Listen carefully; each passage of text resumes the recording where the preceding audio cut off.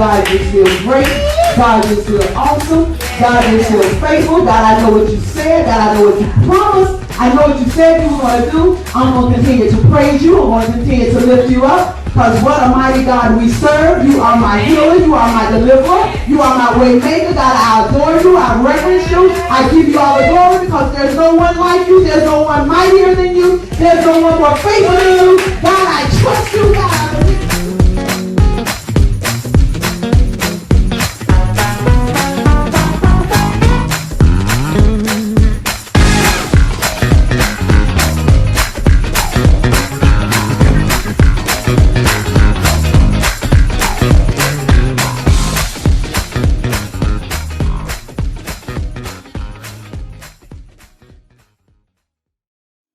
36 and 19.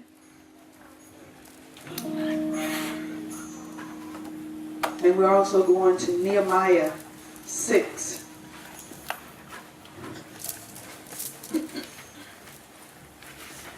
Second Chronicles 19 reads, "And they burnt the house of God, and brake down the wall of Jerusalem, and burnt all the palaces thereof with fire, and destroyed all the godly vessels thereof." Nehemiah 6.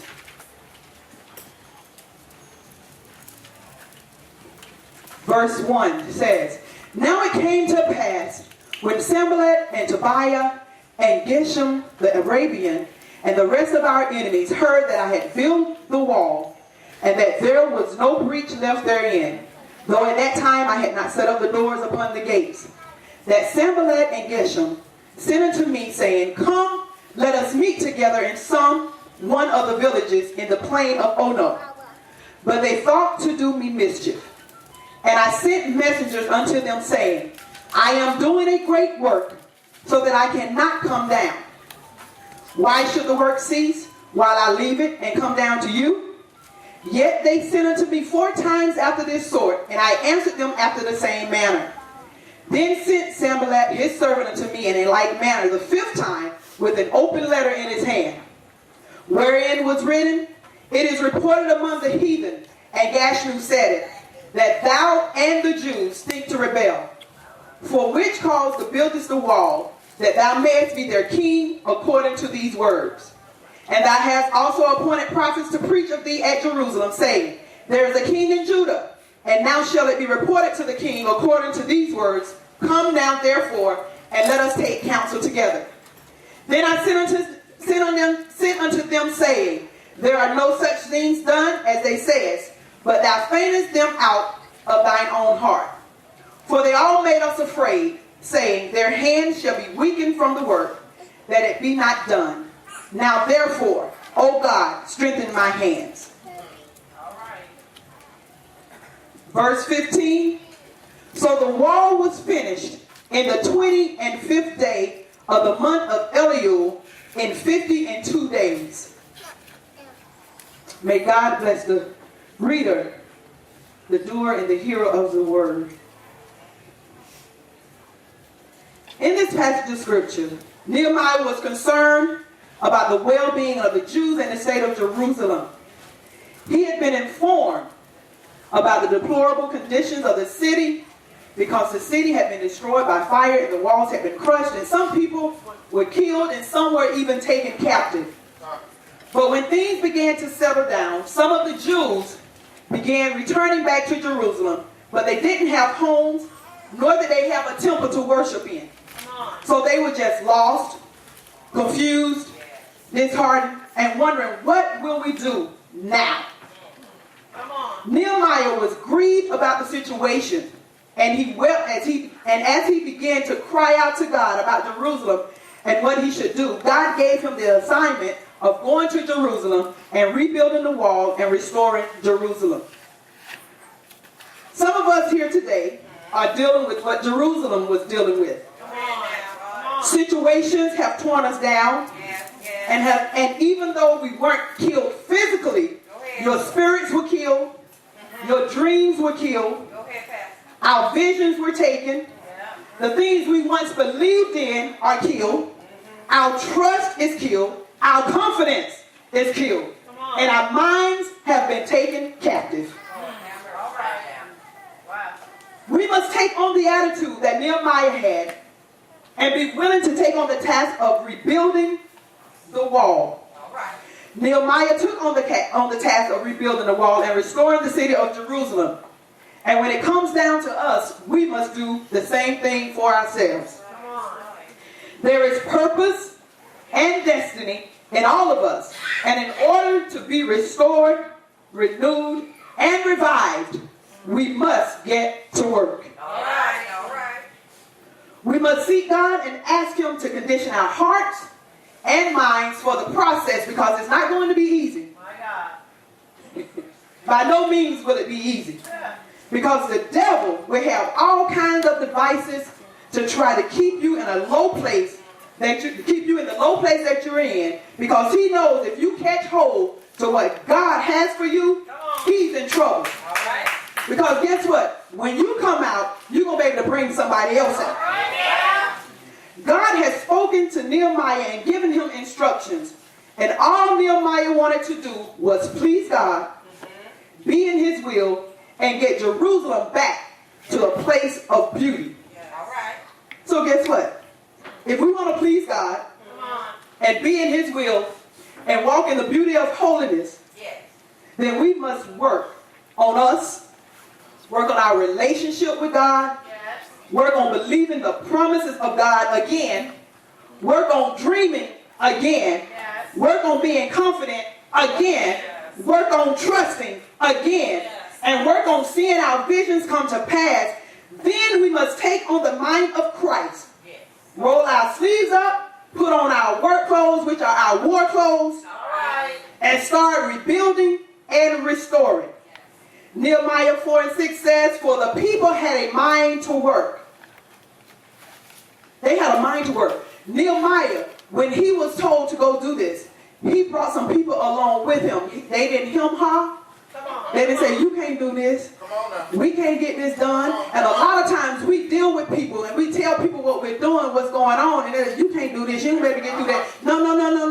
When you are determined to do what you have to do, then you'll get it done. And you will let go whoever it is you have to let go who says you can't do it. You have to have that mind. Your mind, it starts in the mind. Yes. So we're going to talk about 3 things here. But before we do that, I need to tell you what your topic was. Look at your neighbor and say, I'm working on something. Look at your other neighbor and say, let's get to work. The first thing we're going to talk about is surveying the land. Taking inventory. Nehemiah 2:13 through 15 says, and I went by night by the gate of the valley, even before the dragon well. What I want you to do, underline gate of the valley. I need you to remember that. And to the dung port, I need you to remember that, underline that. And viewed the walls of Jerusalem, which were broken down, and the gates thereof were consumed by fire. Verse 14 says, then I went on to the gate of the fountain. Underline that, gate of the fountain. And to the king's pool, but there was no place for the beast that was under me to pass. Verse 15, then I went up in the night by the brook, and viewed the wall, and turned back and entered by the gate of the valley, and so returned.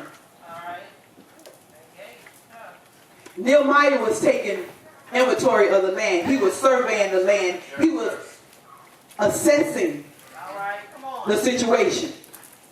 And he went out in the still of the night. He didn't even let anybody know he was going. He went out and did what he had to do, look around and let me see what I got before me. And he went by himself because, see, he didn't need nobody speaking all that craziness. Ooh, do you see all this? You gonna be able to do all that? We gonna have to rebuild this? Ain't nowhere in the world we can rebuild this. He didn't need that. So he went by himself to survey the land. It talked about the gate of the valley. He went through there first. The gate of the valley represents humility. Having a low opinion of yourself, because valley is low. Having a low opinion of yourself and a high opinion of God. And when I say having a low opinion of yourself, that doesn't have anything about downing yourself. But what you're doing, you're decreasing self and the high-mindedness and what you think you can do on your own and what you think you can get done. You got to humble yourself. Yes. Psalms 51:10 says, create in me a clean heart, O God, and renew a right spirit within me. We must surrender our will to God and get rid of nothing and get rid of the nothing is wrong with me syndrome. All right. When you humble yourself, first of all, when you decide I'm going to work on me and I'm going to work on things, you have to humble yourself because you got to be able to see you. All right. You got to see your faults, your shortcomings, the areas you're lacking in, and you have to be willing to accept that. And when you say, you know what, God, I'm humbling myself, show me me. Because I got some work to do. So I need to humble myself so I can accept what's going to be shown to me, what you're going to say to me. I need to humble. So the gate of the valley was the first place that he went through. That was the first gate he went through. And with Nehemiah going through, I'm picturing Nehemiah saying to himself, okay, God, change my mindset. Let me not think that I got to take this on because I know you're behind. You're doing this. You're going to do this. So I humble whatever I think I can do in my capacity. And I hand it to you. All right. I'm humbling myself. And I'm surrendering to you. The next thing it talks about is the dung port, which is also known as the dung gate. The dung gate represents filth and rubbish. Once he went through that gate of valley and got to the dung gate, he saw the filth and the rubbish. Come on. Guess what? When we humble ourselves, we see the filth and the rubbish. We need to get rid of all the mess and the baggage in our lives and get ourselves together, because the troubles and hurts, disappointments, the letdowns, the struggles, they have torn us down so till we have become bitter. Some of us have become angry. We've become negative. We have nasty attitudes. We don't want to be bothered with nobody. We don't want to do nothing. We don't want to do this, and we're complaining. Everything is an issue. We can't see no good in nobody. We can't see no good in no thing. It's just always something. Always something. We always something. It's always this. It's always that. We have sin in our lives. We're doing things we shouldn't be doing. That's the filth and the rubbish. But yet we say we love God. Yet we say, God, you know, I adore you. But you got to get rid of the filth and the rubbish. Before God can do anything, you got to make up your mind. You know what? I don't want to live like this anymore. I don't want to have this in my life. I don't want to have this consume me. I don't want this controlling me. So guess what? I'm getting rid of the filth. I'm getting rid of the rubbish. I'm getting rid of all that stuff. The next gate he went to was the gate of the fountain.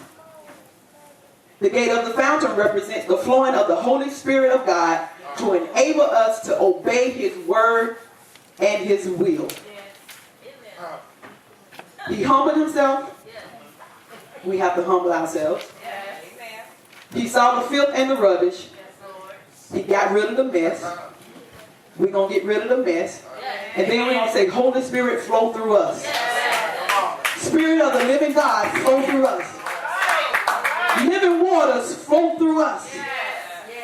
And when he saw what he had to do, he was able to accept and obey the will of God. Once he, got all this stuff out of the way, and God's will was able to be done, because he knew he had to clean out the filth and clean out the rubbish and get rid of all the bricks that were torn down, get rid of all the ashes that were laying around, start cleaning up and getting the place ready to be built. Because you can't build on a dirty foundation. The foundation has to be clean.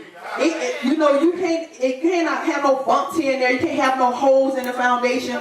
Because if your foundation is not set and if it's not stable, the house is not going to stand.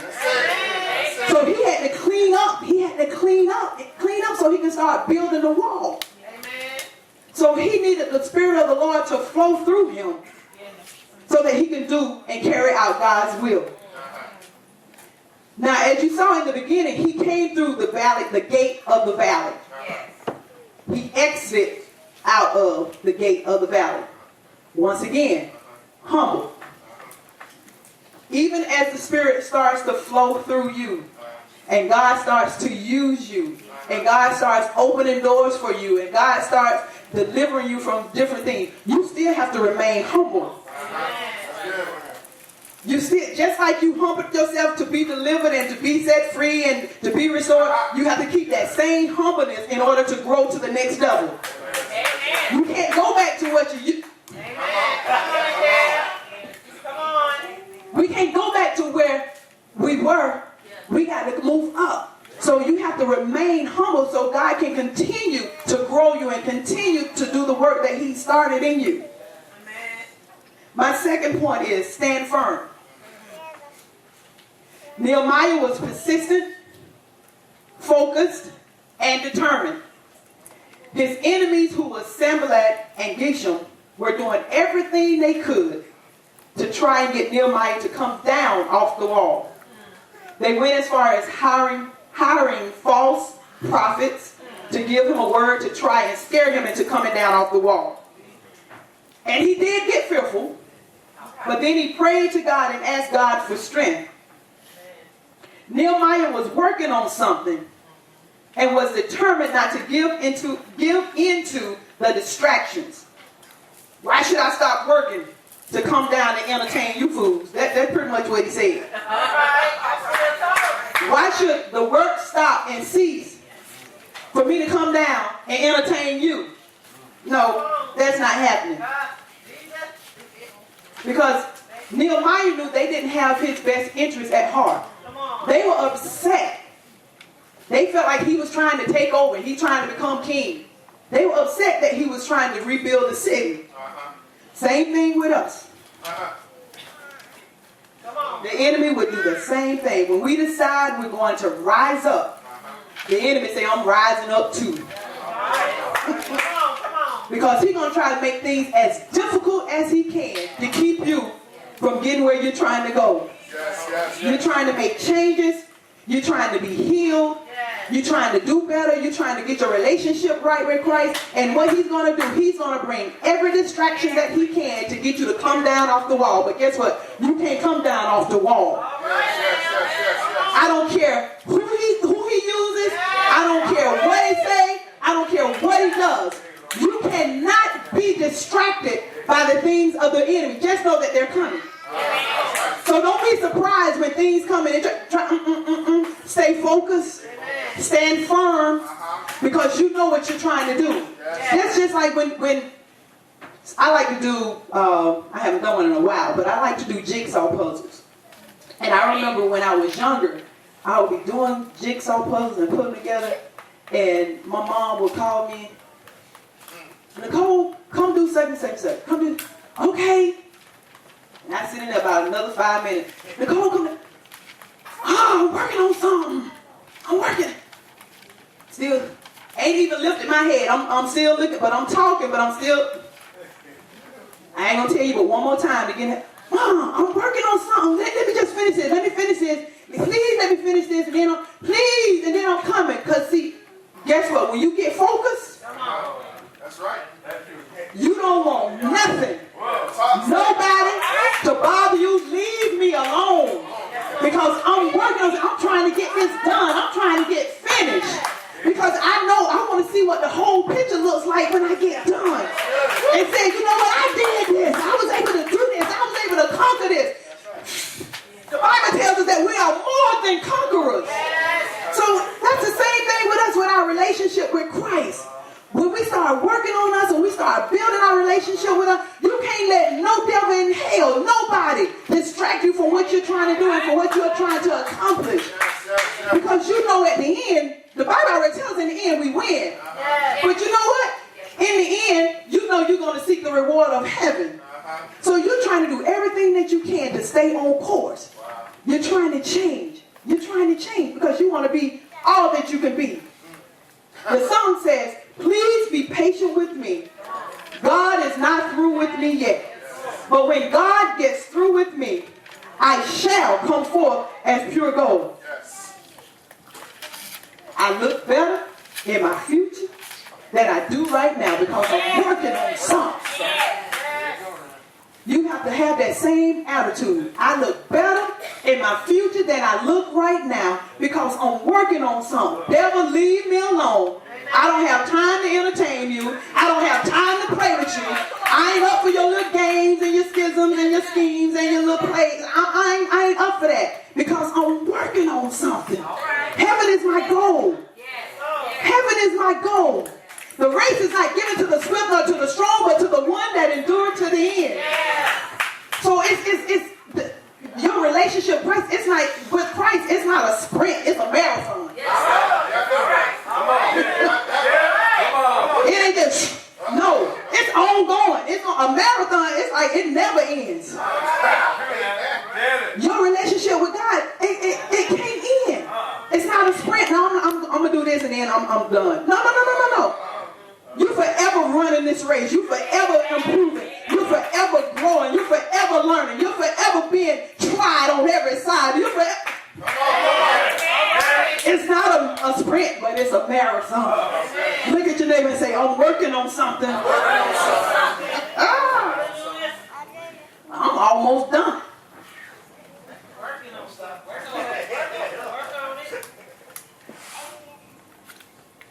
I'm actually to my conclusion. And I was told that all good preaching goes back to the text. So in verse 15, it says, so the war was finished in the 25th day of Eliud, and in 52 days.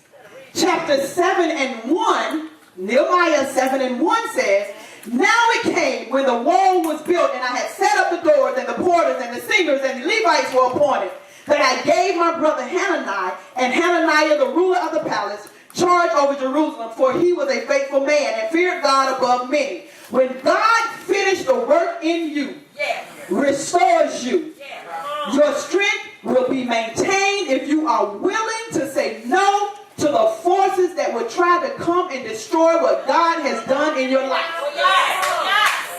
God has set people in place. And like I just read in Nehemiah 7 and 1, Nehemiah set people in place. Singers, Levites, Hananiah, for them to rule over the palace and rule over the people. Guess what? When you restored and renewed, you start setting some things in place. That's it. That's it. Now when you start setting things in place, God begins to set things in place for you and set people in place for you to keep you encouraged and to celebrate you, not to tear you down. Celebrate you and celebrate the work that God is doing in you and telling you, you know what? You did it. You conquered that demon. You conquered that problem. You conquered that issue. You began to dream again. You began to trust again. You began to love again. You began to be renewed. You began to be restored in your mind. Your mind is not held captive anymore. You begin to pray even the more. You stay in your word because, see, the thing is, you have to maintain. It's not just enough to get it. You got to maintain it and hold on to it and keep it. So you have to do the things that you have to do to maintain. You got to get in your word. You got to stay prayerful. You got to praise God even when you don't feel like it. Because God did it. You didn't do it in your own strength. That's why when Nehemiah, when he got fearful, because a lot of times the devil will send things to make us fearful. And we're kind of like, okay, I don't know. No. That's when you have to know that the strength is not in you. It's in God. God, in you I live and I have my being. God is in you. Now unto him that is able to keep me from falling and present me faultless before the presence of his own. Now unto him. It's all about him. Him is good. Him is faithful. Him is wonderful. Him is ever loving and ever present.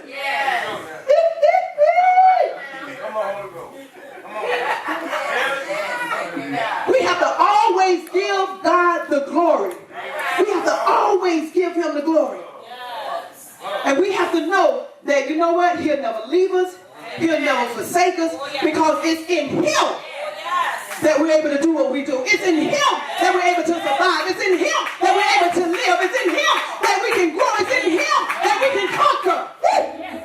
Now unto him that is able to do exceeding abundantly above all that we can ask or think. Eyes haven't seen, ears haven't heard, neither has it entered into the heart of man the things which God has prepared for them that love him.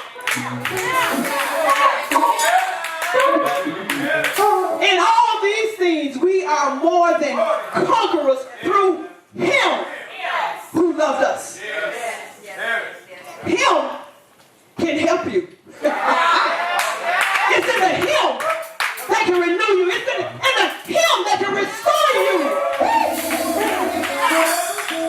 It's in him that you can remain humble, stand firm, and maintain. Because God is faithful to complete what he has started. But we have to be faithful to let him do what he has started and complete it. God is good all the time. And all the time, God is good. And I can say that because what? I'm working on something. God keeps proving himself over and over and over and over and over again. Because I'm working on something. God, I need your help. I'm working on something. God, I can't do this alone. I'm working on something.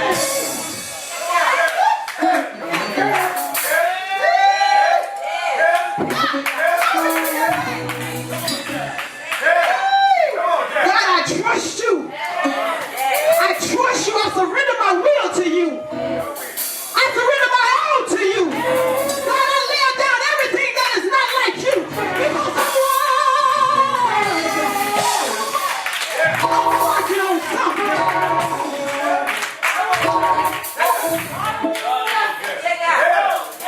I ain't scared. Yea, though I walk through the valley of the shadow of death, I will fear no evil, because God is with me. And God and that staff, they comfort me. I ain't scared. Because guess what? It's in him that I rest. It's in him that I depend on. It's in him that I draw my strength from. It's in him that I live. It's in him that I trust. It's in him that I believe. It's in him. Because I'm working on something. I dare you to say, I'm working on something. Say, I'm working on something. Devil, you can't keep me bound because I'm working on something.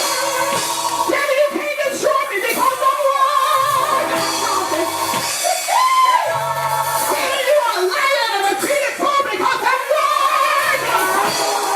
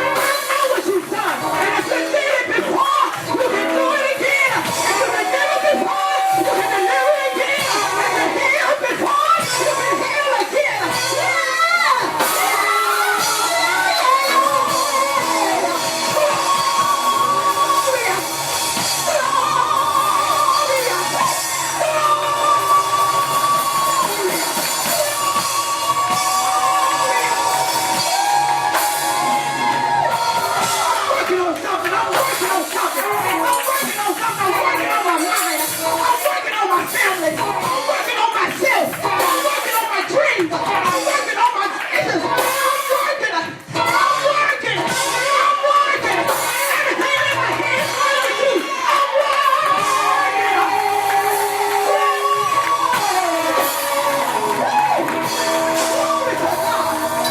Glory to God. Glory to God. Glory to God. Glory to God. I dare you to praise him for what he's going to do. Because you're worthy of glory. Praise him. Praise him. Praise him. Praise him. Glory to your name. Glory to your name. Glory to your name. There's nobody like him.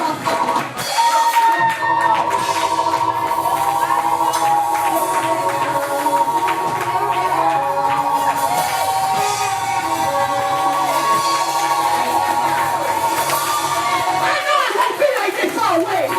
Because trouble don't last always.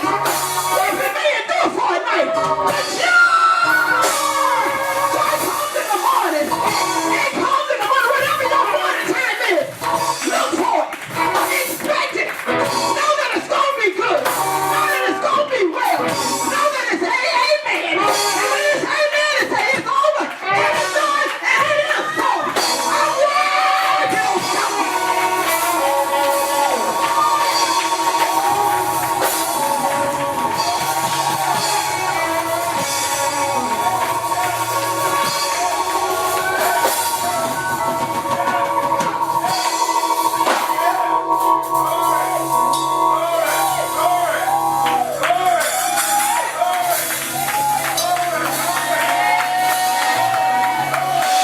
Come on, lift those hands and receive the strength that you need for this journey. Because it's not going to be easy. Because you're used to doing certain things. You're used to things going a certain way. And you're going to have to go against the grain. You're going to have to change your mindset. And in changing that mindset, the enemy is going to come in. But you say, you know what? I surrender my will to God. I surrender everything that I want to do to God. God, not my will, but your will be done. God, I open my heart to you. I open my spirit to you. I open my mind to you. I open my eyes and my ears, God, whatever it is. Because I'm working on something. God, fill us up, fill us up, fill us up. Fill us up, God, fill us up. God, give us the strength we need for this journey.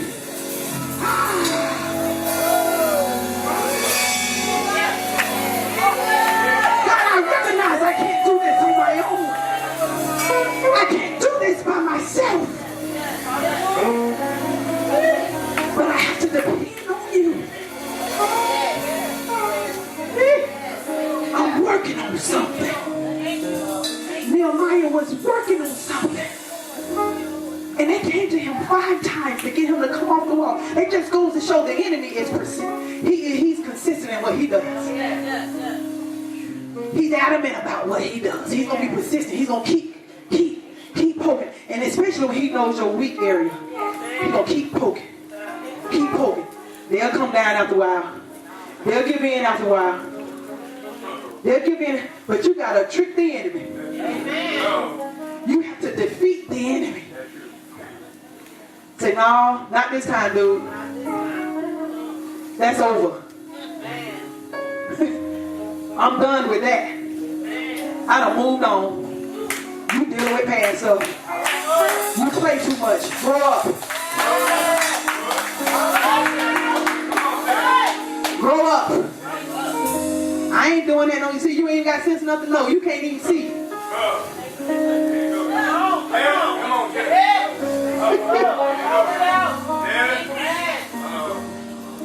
But you have to surrender your will to God.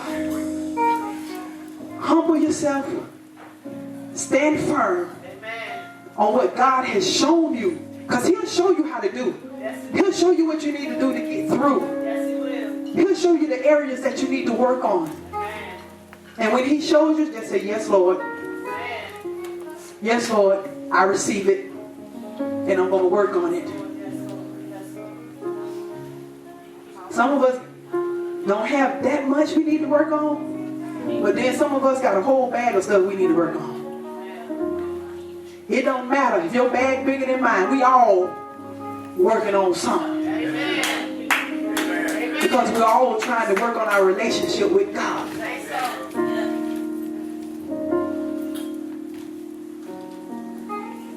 So I need for you to make up your mind today. Say, you know what? I ain't where I should be. And I'm tired of being stuck. I'm tired of facing the same old stuff. Every time I think I done got past it, here it come again. I need to work on that. I want to move past that. I want to be better. I want to do better. I want to be closer with God. I want my walk to be better with God. I want to be able to hear Him clearly. I want to be able to do what He wants me to do. If that's you, I ask you to come in the middle aisle. Because I can't do this in my own strength. God, I need your help.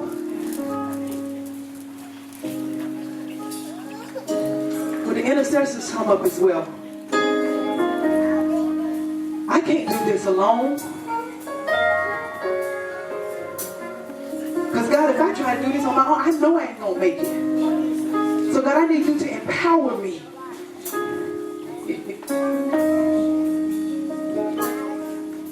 I need you to empower me. I have the tools, but God, I need to know how to use those tools. When to move, when to stop, when to speak, when to stay quiet.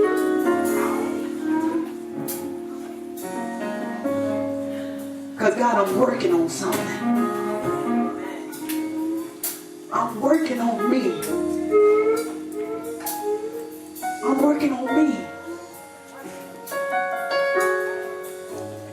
I'm working on me. So get that thing in your mind, whatever it is. You decide what you want to work on first. Because you can't work on all of that at the same time. And whatever it is, thank you, Holy Ghost. Whatever it is that you're working on, when you get home, I need you to write it down. If you have a list, write it down. And as you start working on different things, check it off. Go to the next thing. When you've conquered it, check it off. I'm not saying it's going to work out in a week. I'm not saying you're going to be able to conquer it in a month. It might take some of y'all a whole year, but it don't matter. Every little step you make is progress. You may be a smoker. Okay, you might smoke the whole pack a day, you might only smoke 5. That's progress. Every little step is progress. So it doesn't matter how small or how big it is. It's progress because you're not where you were. If you were cussing, every time you open your mouth and you only cuss maybe 2 times tomorrow, it's progress.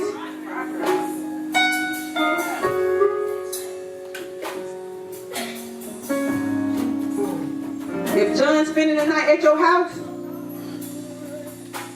and you around here, as the old folks say, fornicating, ain't no wow. It's happening.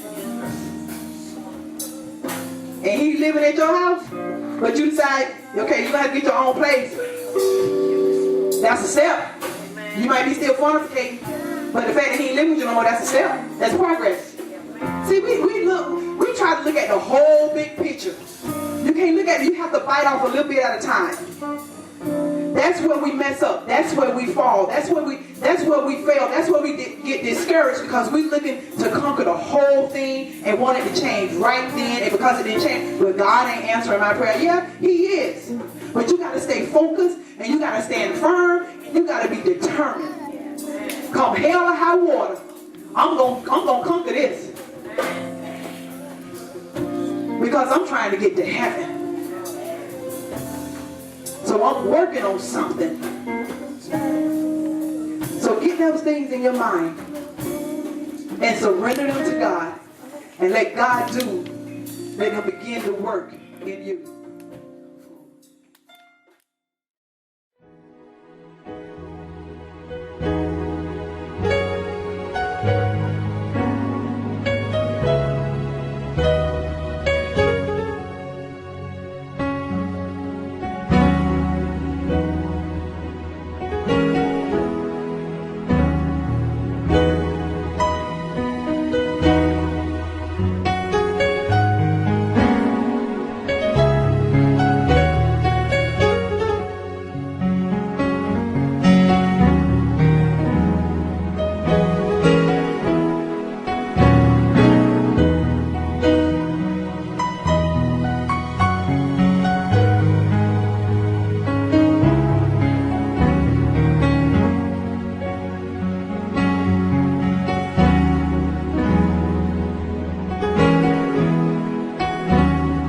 Amen.